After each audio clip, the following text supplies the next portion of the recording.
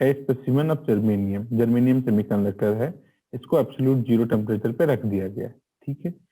फिर कह रहा है calculate the energy of intrinsic Fermi level if band gap is this. Band gap हमको दिया है और पूछ रहा है इंट्रिंसिक फर्मी लेवल कहाँ होगा। जब एब्सोल्यूट जीरो टेम्परेचर है, अगर हम लोग ये फॉर्मूला लगा दें तो टी तो जीरो हो गया, तो ये कितना हो जाएगा, Eg by 2। तो सिंपली कितना हो गया फर्मी लेवल, 0.785 बाई 2 करेंगे और हमको energy of intrinsic Fermi level मिल जाएगा। Everybody understand that?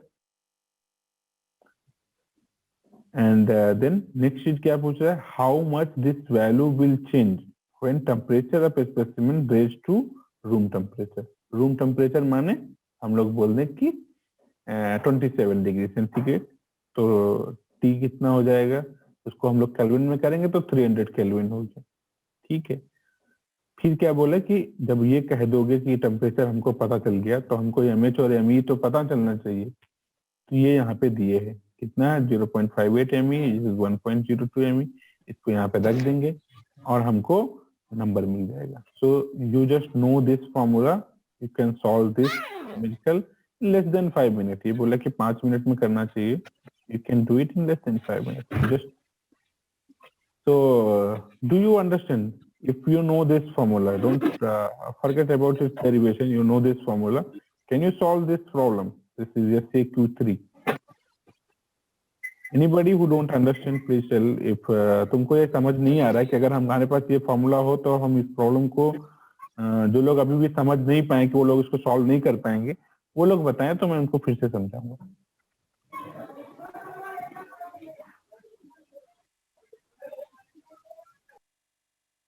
Is there anybody who don't understand? If we have this formula, everything we know, effective mass हम लोगों ने बात किया, mh is effective mass of hole, mes star is effective mass of electron, Eg is the band gap, T is the temperature, Kb is the Boltzmann constant। तो क्या कोई ऐसा भी बच्चा है क्लास में जो इस न्यूमेरिकल प्रॉब्लम को नहीं कर पाएगा? This problem, read it. I have discussed it once. If any of you don't understand, I will explain it again.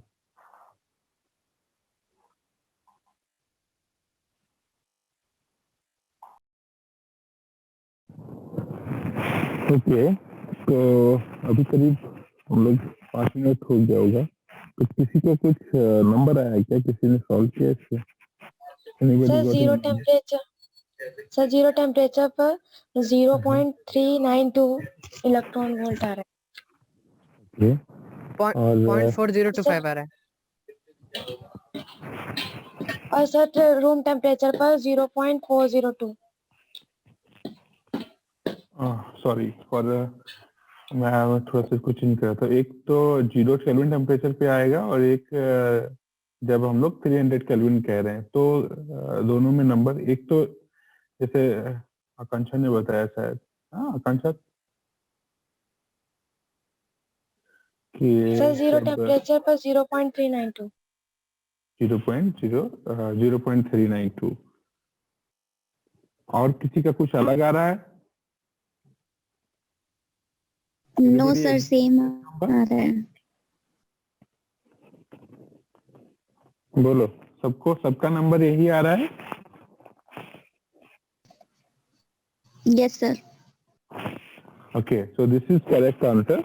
At 0 Kelvin temperature, this is 0.392. Okay, और जब हम लोग रूम टेम्परेचर बोल रहे हैं 300 केल्विन, तब कितना आ रहा है? 0.402।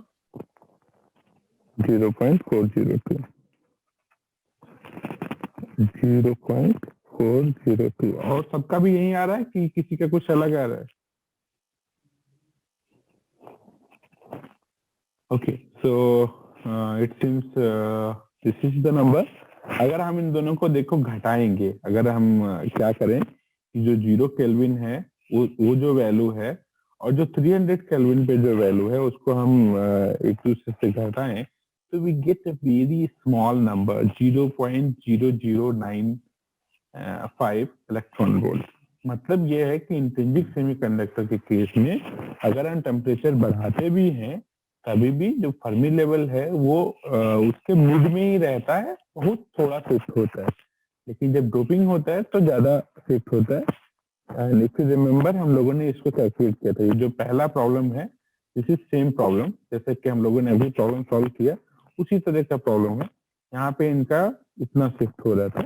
और दूसरा सेमीकंडक्टर है हमारा, दूसरा सेमीकंडक्टर हमारा बैंड गैप इतना है, इसमें बैंड गैप ज्यादा था। फिर जब देखे कि इन लोगों ने क्या किया, कंसंट्रेशन कैलकुलेट किया था, तो there again they use the same formula if you remember. ये फार्मूला भी आज हम लोगों ने बात किया है, Ni is equal to NC/NV exponential Cv/Kt, same from this formula again, और इससे हम लोगों ने कैलकुलेट किया था। तो ऐसा हम लोग अपने फार्मूला में भी बैठ कर कर सकते हैं। यहाँ पे क्या किया, डोपिंग किया, तब देखो कितना सारा चेंज हुआ था। When we talk about doping, तो इट चेंज बिट मोर। तो हम लोग अभी धीरे धीरे उसकी तरफ आगे जाएंगे। एंड तो ये प्रॉब्लम सबने सॉल्व कर लिया। So I am reading first problem. The band gap in silicon is 1.12 electron volt. Calculate its intrinsic carrier concentration at room temperature if effective density of a state in conduction band and valence band is this and this। ठीक है, तो ये problem में क्या दिया है, semiconductor silicon है और सिलिकॉन का बैंड गैप दिया हुआ है। बैंड गैप मतलब Eg इज गिवन, और पूछ रहे हैं कि इंट्रिंसिक कैरियर कंसंट्रेशन बताओ। इंट्रिंसिक कैरियर कंसंट्रेशन मतलब होल का कंसंट्रेशन और इलेक्ट्रॉन का कंसंट्रेशन, ये हम लोग को निकालना है। और ये किस टेम्परेचर पे निकालना है, रूम टेम्परेचर पे। तो रूम टेम्परेचर हम लोग ले लेते हैं 27 डिग्री। केल्विन में जब कन्वर्ट करेंगे तो हो जाएगा 300 केल्विन। कैलकुलेशन के लिए आसान है इसलिए हम लोग 27 करते हैं। ठीक है, तो ये ले लिया। इफेक्टिव डेंसिटी ऑफ स्टेट मतलब Nc और Nv दिया हुआ है पहले से। Effective density of state in conduction band and valence band is given. तो क्या फार्मूला यूज होगा, ये देखो जो हम लोगों ने सबसे पहले पढ़ा था। तो there was a formula, this is effective concentration of electron in conduction band is given by this Ne। Nc effective density of state ये दिया हुआ है, और हम लोग को दिया हुआ है बैंड गैप।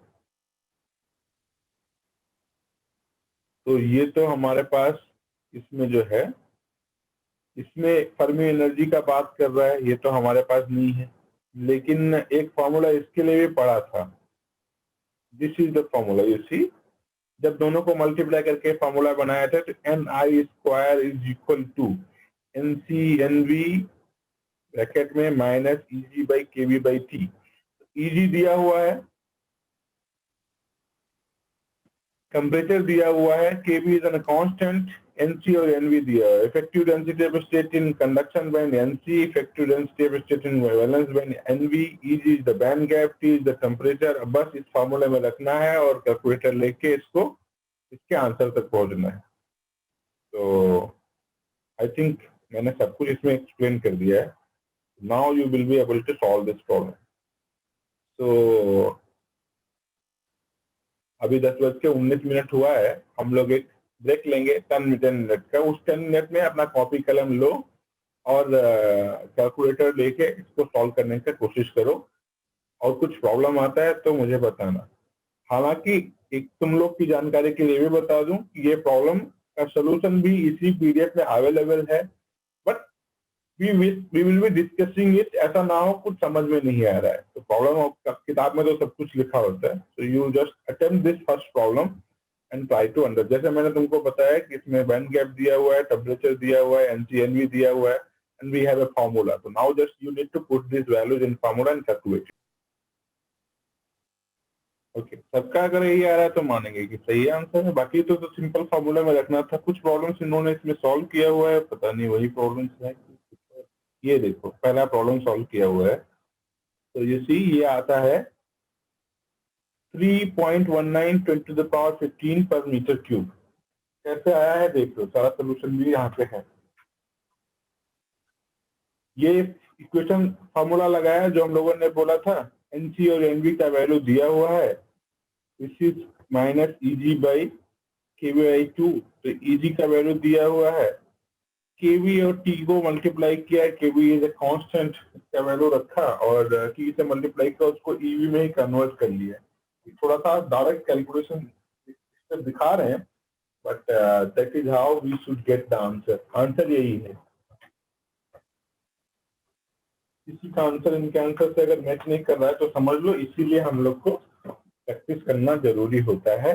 अगर हम जब प्रैक्टिस नहीं करते हैं तो छोटी छोटी गलतियां होती हैं और एग्जाम में भी गलतियां हो जाती हैं। फिर हमारा जो न्यूमेरिकल प्रॉब्लम है उसमें तो आंसर मैच नहीं करेगा, तो फिर प्रॉब्लम का मार्क्स मिलेगा नहीं। और आजकल तो देख रहे हो सब MCQ हो रहा है।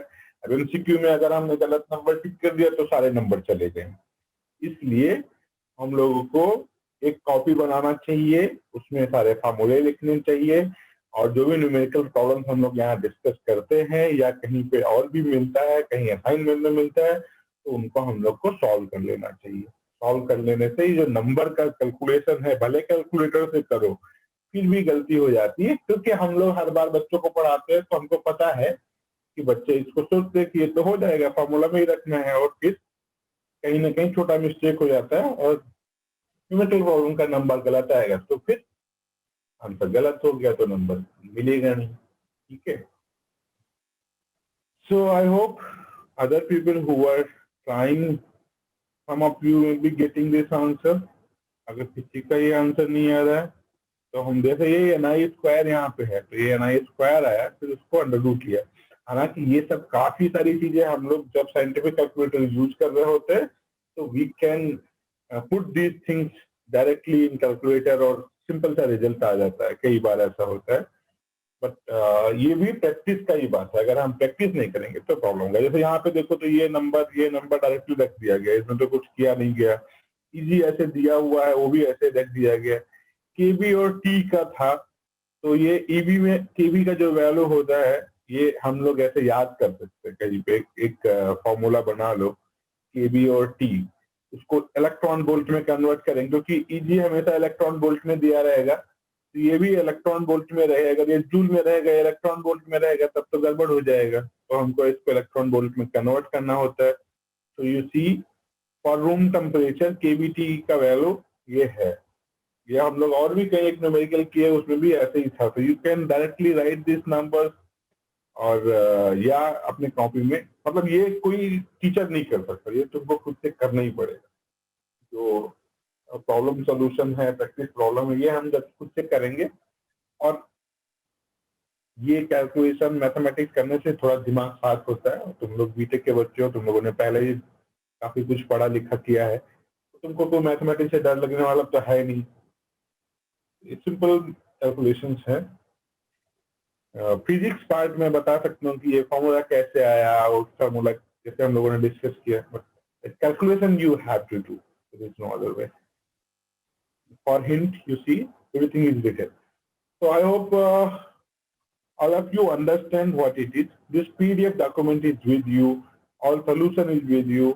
So ये जो ट्यूटोरियल का मकसद है, इसका मकसद यही है कि हम लोग उसको प्रैक्टिस करें। कई बार क्या होता है कि कॉपी किताब में सब कुछ रहता है, हमको लगता है कि सब कुछ हो जाएगा, और फिर जब एग्जाम होता है तो हम प्रैक्टिस नहीं करते और फिर बाद में गड़बड़ हो जाता है। तो कीप ऑन प्रैक्टिसिंग थोड़ा सा।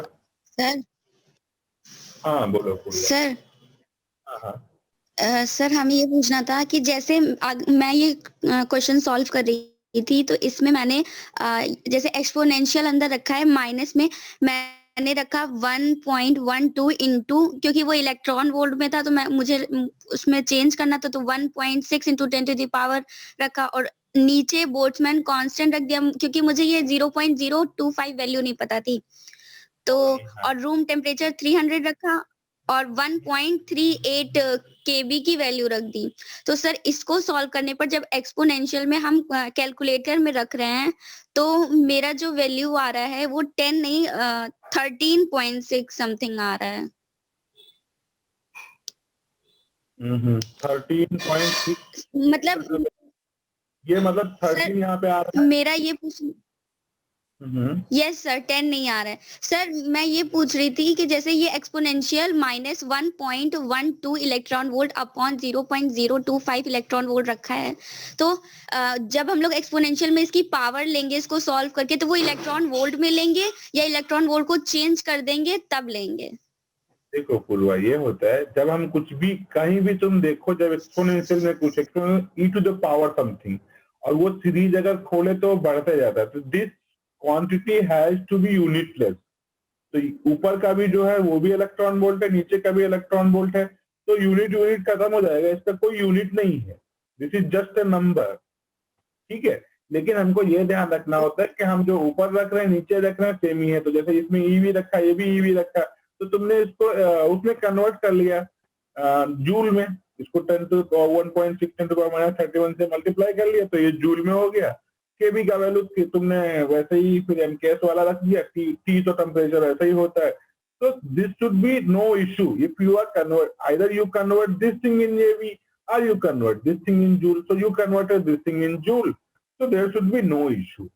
तो कैलकुलेशन करने में अब जैसे तुम्हारे 13 आ रहा है, तो कभी कभी क्या होता है कि जब हम जैसे अब तुम इस नंबर को कैलकुलेट करोगे तो तुम्हारा नंबर कुछ हो सकता है कि उनके नंबर से कुछ अलग हो थोड़ा सा, वो अलग होने की वजह से ये ओवरऑल कैलकुलेशन पे 10 की जगह पे थोड़ा सा बढ़ के 13 हो जा रहा है। फिर 13 का जब तुम अंडर रूट लोगी ना, यहाँ पे जब n स्क्वायर बनाओगे मतलब 13 का तुम अंडर रूट लोगी तो तुम्हारा कितना आएगा, 13 का अंडर रूट कितना होता है, तो ये कुछ थोड़ा सा चेंज आ जाएगा नंबर। जैसे मैं कैलकुलेटर देके देख रहा हूँ, if you calculate under root 13 तो what will be the value? Sir 3.67 आ रहा है अगर मैं अपने वैल्यू को अंडर रूट लेती हूँ। मिस्टेक नहीं हुआ है, ये नंबर तुम्हारे सही है। तो हो सकता है कि ये रूम टेम्परेचर, अब ये जो नंबर है यहाँ वाला ना, ये नंबर इनका ऐसा कैसे आया है, इसको थोड़ा हमको वेरीफाई करके देखना चाहिए कि ये टेम्परेचर कैसे कर रहे हैं, या कहीं पे कुछ कैलकुलेशन का छोटा मोटा मिस्टेक तो नहीं हुआ है, अदरवाइज दिस शुड मैच। और 3.19 3.6 this is near by value, sometime थोड़ा बहुत ऐसा हो जाए, जैसे 3.19 है तो तुम्हारा 3.2 आ जाए, 3.25 आ जाए, तब तक तो ठीक है। 3.6 थोड़ा ज्यादा है, हालांकि फिर भी मतलब जैसे इसीलिए प्रैक्टिस करते तो पता चलता है कि कुछ अप्रोक्सीमेशन हैं, कहीं पे इधर उधर होगा।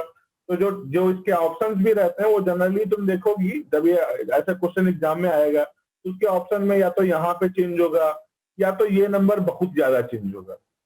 तो जब तुम कैलकुलेट करोगे तो अभी भी तुमको उसके आसपास जो नंबर मिलेगा, you can do it. Since when we do calculation sometimes कुछ ऐसे फॉर्मूलाज है जहाँ पे अभी यहाँ पे अगर थोड़ा सा कुछ चेंज हो जाएगा तो ये इससे मल्टीप्लाई होता है, फिर इससे मल्टीप्लाई होता है, तो इट विल हैव, ये कोई एग्जैक्ट नंबर ऐसे ही आए ऐसा जरूरी नहीं है, थोड़ा सा नंबर इधर उधर हो सकता है, 3.19 से 3.3, ठीक है। बट एक बार इसको वेरीफाई करना कि ये नंबर तुम्हारा इनके नंबर से कितना अलग आ रहा है। जैसे 1.12 को इससे भाग देना तो देखना कुछ नंबर आएगा, फिर जो तुमने वो इसको जूल में कन्वर्ट करके इसको जूल में कन्वर्ट करके किया है, उसमें जो नंबर आ रहा है इसमें कितना अंतर, यहीं पे अंतर है, क्योंकि ये नंबर तो हमको पहले से ऑलरेडी गिवन है। ठीक है, तो यस सर, ये एक्सपोनेंशियल सॉल्व करने पर मेरा जो आंसर आ रहा है वो 3.49 आ रहा है, और इसका भी एक्सपोनेंशियल सॉल्व करने पर भी 3.4 आ रहा है।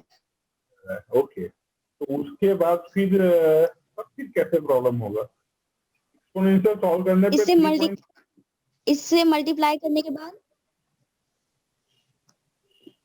सर ये जो एक्सपोनेंशियल की वैल्यू दी गई है माइनस के अंदर, इसे सॉल्व करने पर 3.49 आ रहा है, कैलकुलेटर से सॉल्व किया है, और फिर इन दोनों से मल्टीप्लाई करने पर 13.6 आता है।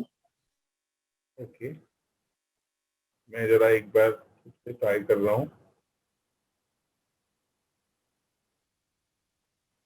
देखो, जब मैं इसको 1.12 को 0.025 को डिवाइड करता हूँ तो आता है 44.8, और e to the power, yes sir, ऐसे अगर हम लोग कैलकुलेट करें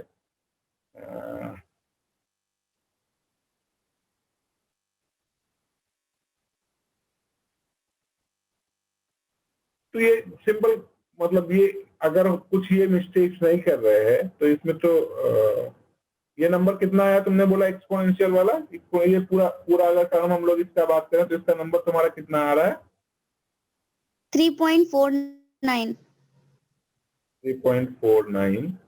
इसको हम लोग मल्टीप्लाई करने 2.8 से और 1.4 से, तो ये 13.6 आ रहा है। ठीक है, तो ये नंबर इनका 10.19 कैसे आया है, ये फिर थोड़ा प्रॉब्लमेटिक हो गया, क्योंकि ये नंबर हम लोग अगर डायरेक्टली मल्टीप्लाई कर रहे हैं तो you are getting this number, so ये होना नहीं चाहिए। लेकिन ये मैंने जैसे बोला कि ये जनरली इस तरह क्वेश्चंस में this number, but this is direct calculation का कुछ प्रॉब्लम ही है, क्योंकि इन लोगों ने फिर कैलकुलेशन ऐसे किया तो ऐसे कैसे हो गया। लेकिन ये नंबर जैसे तुम्हारा 3.6 आ रहा है, तभी भी जब ऐसे एग्जाम में क्वेश्चन होगा तो you will be able to get the nearby answer. इसलिए मैं बोलता हूँ सॉल्व करें। जब सॉल्व करते हैं तो तुमको अगर कुछ नंबर आएगा उसके आसपास जो होगा उसको भी हम लोग मार्क कर सकते हैं। और तो एक बार जैसे तुमने बोला कि ये कैलकुलेशन कर रहे हैं, इनका सब कुछ यहाँ पे कुछ प्रॉब्लम ही नहीं, इनका नंबर तुम्हारा नंबर सेम ही आ रहा, तो फिर तो ये 3 नंबर का मल्टीप्लीकेशन है। अभी मल्टीप्लीकेशन में इनका नंबर कुछ अलग लिखा है, तो किताब में भी गलत हो सकता है, तो इनका हम लोग गलत मानते हैं, जो अपना है वो सही मानते हैं, बट हमारी तरफ से कुछ गड़बड़ नहीं होना चाहिए, ये हमने खुद वेरीफाई कर लिया। ठीक है, so so your answer is correct, you take it like that, you don't worry about this number। तुम्हारा नंबर अगर पूरा एग्जैक्टली मैच नहीं कर रहा है, बेसिकली ये कंसंट्रेशन का नंबर में ये जो पावर होता है ये कहीं ज्यादा इंपॉर्टेंट होता है। This number is not very significant, but since there are 3 numbers, हम लोग मैथमेटिक्स कर रहे हैं तो इसमें ये नंबर इन्होंने कोई डिवाइस से थोड़ी मेजर किया, मल्टीप्लाई करके लिखा है, तो अगर मल्टीप्लिकेशन में गलती की है तो this is their problem, not our problem. Okay, तो let's go to the next question. Next question क्या है, इसको हम पढ़ते हैं और समझते हैं क्या दिया है, क्या पूछा जा रहा है। मेन प्रोसेस ये होता है हर एग्जाम में क्वेश्चन में कि हम क्वेश्चन को डिकोड कर लें। जैसे मैं क्वेश्चन पढ़ूंगा, फिर उसमें से हम लोग ये जानेंगे कि क्या क्या दिया हुआ है, क्या क्या पूछ रहे हैं, और फिर हमको क्या फॉर्मूला लगाना है। तो लेट्स रीड दिस। यही प्रोसेस मेन इंपॉर्टेंट प्रोसेस है, ट्यूटोरियल का मतलब हम लोग को यहीं से निकलता है। So a germanium device with N-type material is to be operated at 450 Kelvin। एक सेमीकंडक्टर जर्मेनियम है जिसमें मटेरियल N-type सेमीकंडक्टर है और उसको 450 केल्विन पे ऑपरेट कर रहे हैं। It is also required that the operating temperature contribution of intrinsic carrier to the total electron concentration should not be more than 10%। फिर क्या बोल रहे हैं कि क्या कंडीशन है कि जो ऑपरेटिंग टेम्परेचर है, मतलब 450 केल्विन पे जब हम चला रहे हैं इसको, तो कंट्रीब्यूशन ऑफ इंट्रिंसिक कैरियर मतलब जब डोपिंग नहीं किया गया था उसका, और टोटल इलेक्ट्रॉन कंसंट्रेशन मतलब जो अभी डोपिंग के बाद है, डोपिंग भी किया गया है, टेम्परेचर भी बढ़ाया गया है, तो एट दिस टेम्परेचर डोपिंग के बाद ये इंट्रिंसिक कैरियर का कंसंट्रेशन का जो कंट्रीब्यूशन है वो 10% से ज्यादा नहीं होना चाहिए। फिर पूछ रहे हैं determine the minimum donor concentration to fulfil the requirement. ठीक है, तो पहले तो क्या हो गया कि एक ये बताया गया कि जर्मेनियम है, एन टाइप मटेरियल है, इसको 450 पे ऑपरेट कर रहे हैं।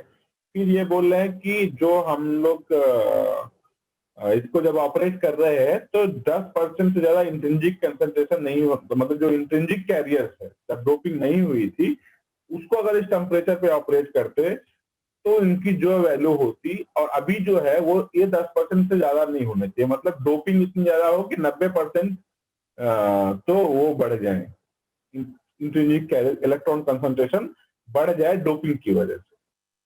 तो आप बोले कितना डोनर कंसंट्रेशन हो इसको रिक्वायरमेंट को फुलफिल करके, मतलब कितना डोपिंग किया जाए या कितना कंसंट्रेशन होना चाहिए। तो पहले हम इंट्रिंसिक कैरियर कंसंट्रेशन निकालेंगे और फिर इस पे डोनर कंसंट्रेशन निकालेंगे and then we will see. So let us see how they are solving this problem. So go to the solution because this is not just a numerical problem. इसमें थोड़ा सा कुछ कर रहे हैं ये लोग। So let us look at this. ये बोल रहे हैं कि this is the problem number 2 terminal question. एक तो ये फॉर्मूला हम लोग जानते हैं, फिर बोले at the room temperature NC और एनवी दोनों इतना है, तो एट 450 केल्विन जो इंट्रिंसिक कैरियर कंसंट्रेशन क्या होगा, ये इंट्रिंसिक कैरियर कंसंट्रेशन निकाला। फिर ये बोलना कि जो एनआई का वैल्यू है, मतलब ये जो इंट्रिंसिक कैरियर कंसंट्रेशन है, ये टोटल से 10% से ज्यादा नहीं होना चाहिए। तो क्या कर रहे हैं, Nd is the total number of donor atom, the total number of charge carried in n-type semiconductor is n is equal to 1.10 N। कैसे? तो n is equal to Nd by 2 under root Nd by 2 square, ये ऐसे कुछ formula बनाया और यहाँ से लेके आया। ये एक्चुअली हम लोगों ने ये पार्ट डिस्कस नहीं किया है, ये जो डोनर कंसंट्रेशन के लिए कर रहे हैं, this thing we haven't discussed in class, so probably this problem is out of scope for our discussion। लेकिन समझ सकते हैं कि कैसे कैसे किया गया है, बट मुझे लग रहा है कि इसको हम लोग ड्रॉप ही कर दे तो ज्यादा better.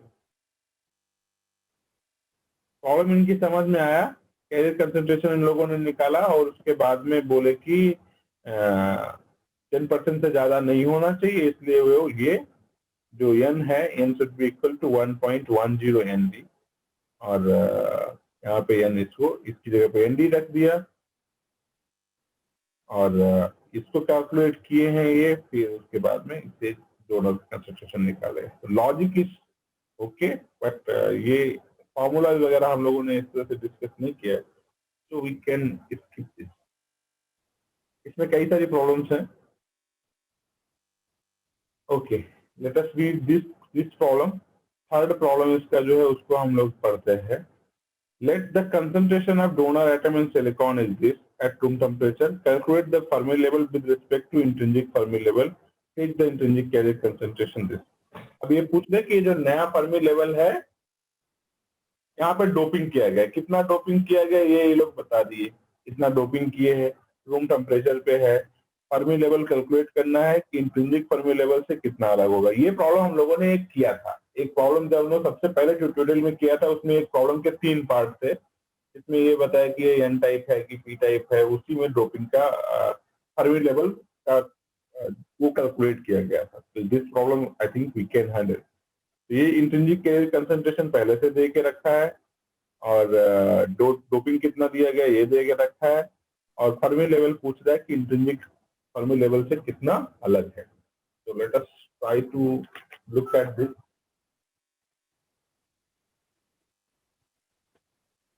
This is the third problem. एक फॉर्मूला हम लोगों ने ये पढ़ा था जिसमें EF मतलब फर्मी एनर्जी का intrinsic Fermi energy EFI, and this is EF is the new Fermi energy, Ni the intrinsic carrier concentration। तो ये दिया हुआ है और ये फॉर्मूला यहाँ पे भी यूज हो रहा है, N is equal to Nd by 2। तो इसको अगर हम लोग देख ही देते तभी समझ में आएगा। तो यहाँ पे N को कैलकुलेट करना, ये this number we need, this is given, and we actually need EF। हमको EF पता होना चाहिए और बाकी चीजें इसमें हमको दी हुई है पहले से। जैसे क्वेश्चन को अगर पढ़ें तो ये हमको दिया हुआ है, EF माइनस EFI हमको पता करना है, मतलब फर्मी एनर्जी और इंट्रिंसिक फर्मी एनर्जी के टर्म में। तो Nd दिया हुआ है और Ni दिया हुआ है, तो Nd और Ni से इन लोगों ने क्या किया, ये फॉर्मूला लगाया। Nd और Ni अगर दिया हुआ है तो हम N कैलकुलेट कर सकते हैं। Nd मतलब डोपिंग एटम का कंसंट्रेशन कितना है, डोपिंग का कंसंट्रेशन कितना है, डोनर एटम का डोनर कंसंट्रेशन ये देंगे, Ni the intrinsic carrier concentration। So this formula I think we should keep it, because without this we are not able to solve this problem। तो ये formula यहाँ पे इन्होंने लगाया, ये फॉर्मूला हमको पता है, ये this formula we have discussed कि हमको ये पता करना है EF minus EFI, this thing intrinsic carrier Fermi energy का और भी फर्मी एनर्जी के टर्म में हमको चाहिए। तो this thing we need, T is given, Ni is given, we don't know N, so N we can calculate using this formula। और इस फॉर्मूला में सारा वैल्यू रखे तो हमको ये मिल गया, एंड उसके बाद फिर जो ये फॉर्मूला था इसमें आ गए, exponential EF minus EFI KB N/NI NB और EF minus EF KB log ln, ये log ले लेंगे इस इक्वेशन का, तो this equation can be simplified in this term. We know N and NI, KB का वैल्यू ये रख दिया, C का वैल्यू यहाँ रख दिया और ऐसे करके सॉल्व किया। बट अभी तुम देखो कि अच्छा रूम टेम्परेचर पे बात करें तो 300 केल्विन रखा and then this values there. अगर हम लोग ये फॉर्मूला मान लें कि हम लोगों ने भले इस फार्मूला को के डेरिवेशन को नहीं समझा है, but we can get the concept. क्या है ये? अगर हमको कैरियर कंसंट्रेशन पता करना है, डोपिंग डोनर आइटम का कंसंट्रेशन दिया है और इंट्रिंसिक कैरियर कंसंट्रेशन दिया है, तो this is the formula. If we can use this formula then we can solve this also. यहाँ पे जैसे हम लोगों ने NI स्क्वायर करके सब कुछ निकाला था, तो this equation can be understood, this formula is in your here. So I hope by this solution you can understand। अगर हम लोग इस फार्मूला को मान लें, अब ये फार्मूला कहाँ से आया, देखो यहाँ पे दिया है 11.41। तो 11.41 पे अगर हम लोग जाएं, कहाँ है अभी देखो 11.41, दिस इज द फार्मूला। ये कैसे आया है यहाँ पे हम लोग देख सकते हैं, कंसंट्रेटेड सेमीकंडक्टर। थोड़ा सा हम लोग को समझना पड़ेगा अगर हम लोग उसका डेरिवेशन समझना चाहें। और इसका इन लोगों ने उसमें दिया है क्या, देख लेते हैं एक बार।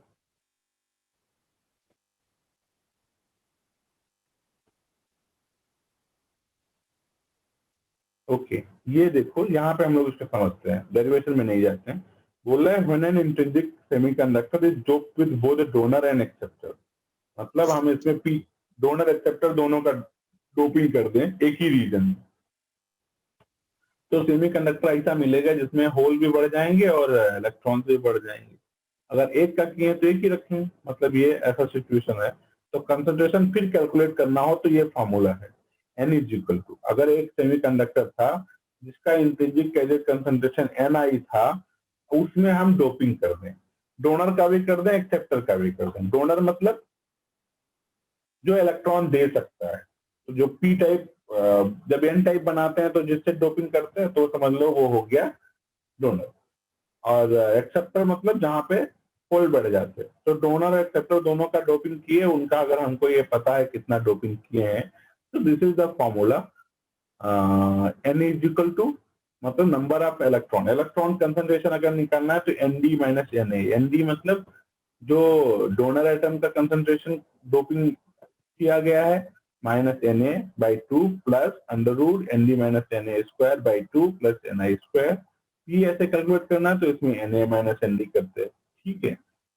ये फार्मूला हम लोग ले लें अपने यूज के लिए तो कर सकते हैं। अब जैसे डोनर का नहीं किया गया, सिर्फ एक्सेप्टर का किया गया, तो क्या हो जाएगा, इट विल बी, अगर सिर्फ एक्सेप्टर का किया गया तो हमको ये पी टाइप कंसंट्रेशन जनरली निकालना होगा, तो ये ND 0 हो जाएगा।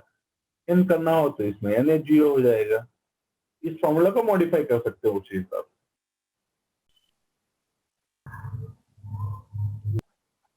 तो ये जो है इस फॉर्मूला को लेके सॉल्व किया गया, तो सारे क्वेश्चन भी इसमें है, सोल्यूशन भी इसमें है। You take your time and try to get that.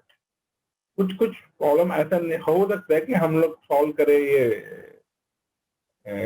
मतलब ऐसा जरूरी नहीं कि ये सारे प्रॉब्लम हमारे लिए एग्जाम के लिए ही जरूरी है, but since we are reading this, so these there are formulas, there are questions, we will be taking this, but discuss कर रहे हैं तो एक प्रॉब्लम तो सॉल्व किया, दूसरी तीसरी प्रॉब्लम जो थी उनको हम लोग देखे, तो we needed one more formula to understand it. So in a way we saw the formula, list of formula यहाँ लास्ट में दिया हुआ है।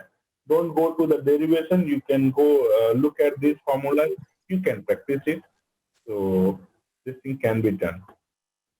ऐसे ही इसको कैलकुलेट किया गया, यहाँ पे इसका सोल्यूशन दिया हुआ था। तो अगर हम लोग वो फॉर्मूला मान लें कि हम लोग समझ रहे हैं, देन इट इज सिंपल। यहाँ पे ये हुआ, this is the formula, EF minus EFI हमको निकालना है। मेन काम ये होता है, कोई भी जो न्यूमेरिकल प्रॉब्लम फिजिक्स में जनरली रहती है, तो उसको डिकोड करना सबसे मेजर काम होता है कि हम उसको समझें कि वो क्या पूछ रहा है, फिर ये समझें कि इसमें कौन सा फॉर्मूला लगेगा या क्या चीजें पूछ रहा है। जहां हम इसको समझ गए, you will be able to solve any problem. तो यू हैव ऑलरेडी डन 10+2, कई सारे लोगों ने प्रिपरेशन भी किया होगा। उसके बाद में अगर नहीं भी किया है तभी भी 10+2 में भी बहुत सारा प्रॉब्लम सॉल्व करते हैं। तो फिजिक्स का प्रॉब्लम जनरली इसी तरह का होता है, जिसमें अगर हमको न्यूमेरिकल समझ में आ जाए कि क्या पूछा जा रहा है। Sometimes it is direct question based on formula, then you have to know the formula. Sometimes you have to little bit understand the language. Question का लैंग्वेज रीड करना आ जाए, फिर प्रॉब्लम सॉल्व करना मुश्किल नहीं होता है। तो जैसे इसमें बोला कि intrinsic carrier concern Fermi level का और फर्मी लेवल से डिफरेंस बताओ। तो we know the formula, we have list of the formula, you can do it. फिर यहाँ पे देखा कि तो दिया हुआ है और NI भी दिया हुआ है, N नहीं पता है, तो हमने फिर देखा कि N कैसे कैलकुलेट करेंगे। तो if you know the other formula और ND इज गिवन, पहले देखते हैं हमको दिया क्या क्या है, फिर पूछा क्या जा रहा है, फिर जो पूछा जा रहा है उसको पाने के लिए और क्या चाहिए होगा। तो कभी कभी डायरेक्टली फॉर्मूले से, इसमें अगर हमको N भी दिया रहता है, ND के बजाय N दिया रहता, तो हम इसमें सीधे रखते और तुरंत ही बता देते। क्योंकि इसमें नहीं दिया है तो हमको N कैलकुलेट करना पड़ा, ND से हमने N कैलकुलेट किया, then you just solve this equation and you get the answer. तो ये बोला कि जब इतना डोपिंग कर देंगे, अगर इतना डोनर एटम पे डोपिंग कर दें तो फर्मी लेवल इतना शिफ्ट हो जाएगा, इंट्रिंसिक फर्मी लेवल से 0.4 इलेक्ट्रॉन वोल्ट शिफ्ट हो जाएगा। और इतना शिफ्टिंग डोपिंग से ही होता है, बिना डोपिंग के ऐसा शिफ्टिंग नहीं हो सकता। वैसे तो फर्मी लेवल बीच में ही लाई करता है।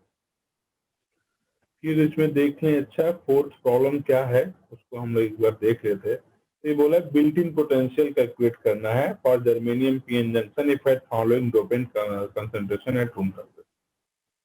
पीएन जंक्शन हम लोगों ने पढ़ा था, उसमें हम लोगों ने ये भी बोला था कि जो बीच में एक पोटेंशियल डेवलप हो जाता है, डिप्लीशन रीजन डेवलप हो जाता है, जिसकी वजह से रीजन चार्ज कैरियर रीजन को क्रॉस नहीं कर पाते हैं। तो उसमें यही पूछ रहा है कि वो कितना पोटेंशियल डेवलप हो गया है अगर हमारे पास एक पीएन जंक्शन है और उसमें इतना डोपिंग करें रूम टेम्परेचर है। तो जर्मेनियम है, ND और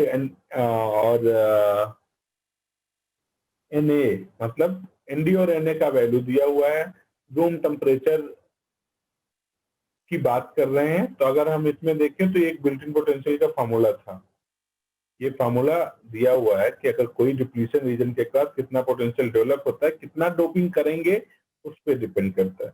V is equal to KBT, KB Boltzmann constant, T is the temperature, E is the charge on electron, Ln मतलब log ले रहे हैं, ND और Na मतलब कितना डोपिंग किया, और Ni इंट्रिंसिक कैरियर कंसंट्रेशन। ये चीजें हमको यहाँ पे अगर पता हो तो हम पोटेंशियल निकाल सकते हैं।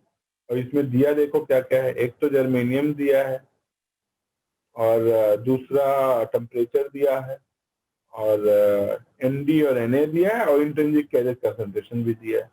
अभी तो सिंपल इसको इस फार्मूले में रखना है। ये फार्मूला हम लोगों ने ऐसे फार्मूला का डेरिवेशन नहीं किया, लेकिन अब तुम्हारे लिए एक्सरसाइज बस इतना है कि put all these numbers there and try to get if you are getting the same answer जो यहाँ पे दिखा रहे हैं। इतना करेंगे तो ये प्रैक्टिस का प्रॉब्लम है, तो you will be able to solve other times. कुछ और प्रॉब्लम करना होगा तो कर पाएंगे। इन्होंने ऐसे किया और बोले 0.15 वोल्ट पोटेंशियल डेवलप हो गया है। You can just put this things and try to verify. और ये अगर फॉर्मूला कैसे है इसको भी समझना है, then also you can refer to that document. This document is quite complete. कुछ कुछ चीजें कहीं कहीं पे हम लोग को इसकी मिस्टेक्स भी मिल रही है। तो कोई भी किताबें होती हैं उसमें थोड़ा बहुत कुछ कुछ चीजें ऐसी होती हैं जब हम पढ़ते हैं तो समझ में आता है। इफ यू रिमेम्बर 10+2 में जो किताबें पढ़ते थे उसमें भी कुछ कुछ ऐसी चीजें होती हैं, कभी प्रिंटिंग मिस्टेक होती है, कभी कुछ और मिस्टेक्स होती है। So when we practice it, then only you go to the problems. You find there are some issues, there are some problems. If you don't study, if you don't practice, then there is no problem. So problems comes in when we try to practice it, when we try to solve everything. So this is how. तो ऐसे ये problems को practice करना, और बाकी जो इसमें बीच में कुछ कुछ प्रॉब्लम्स दिए हैं उनका भी सोल्यूशन यहाँ पे दिया हुआ है। You can go through that. मतलब एक न्यूमेरिकल प्रॉब्लम प्रैक्टिस के लिए इसको ट्राई कर सकते हैं। बाकी कुछ प्रॉब्लम्स हम लोगों ने जैसे वहाँ जो पीपीटी में बनाया था उसमें भी एक प्रॉब्लम हम लोगों ने किया था जिसके 3 सेगमेंट थे। उसमें काफी कुछ सीखा गया था कि तब तो फार्मूला वगैरह सही से पढ़े नहीं थे। We just try to take the formula and we solve.